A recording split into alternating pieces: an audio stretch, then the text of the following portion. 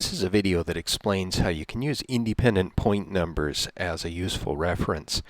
We often get questions at Help Desk about how sometimes users will see duplicate point numbers at each one of their points.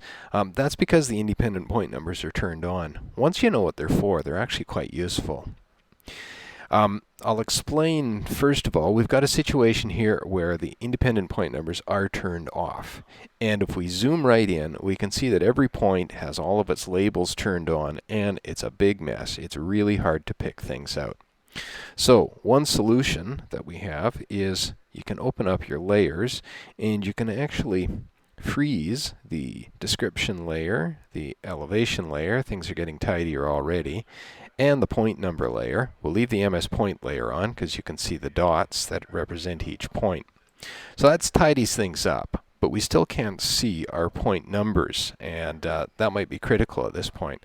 So I'll show you how to turn on the IPNs. I'll turn on the IPN toolbar. It's quite a useful one. I brought up this menu by right-clicking on the blank space where the toolbars are parked, and then we'll go down and we'll activate MS IPN. There's the toolbar.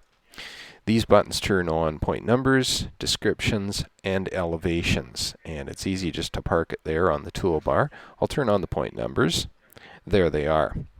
Handy thing about IPNs is, notice how I'm zooming in, they stay the same size on the screen, no matter what I zoom. I can zoom way back, I can pick them out, I can zoom way in. They stay the same size.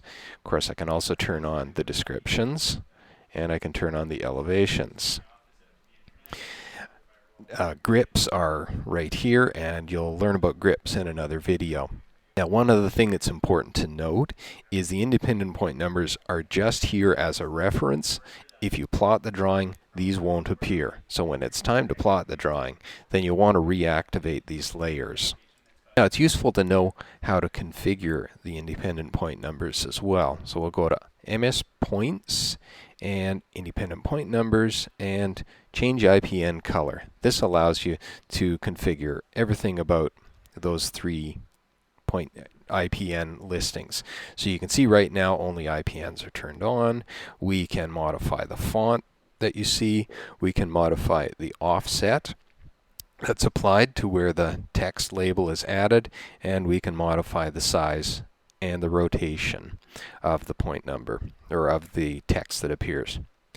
And then you also have the option of loading from a file if you do need to do that. But I'll just pick on no here, or I'll just pick on done here, and that's what the IPNs are for. Really quite useful now that you know what they're for.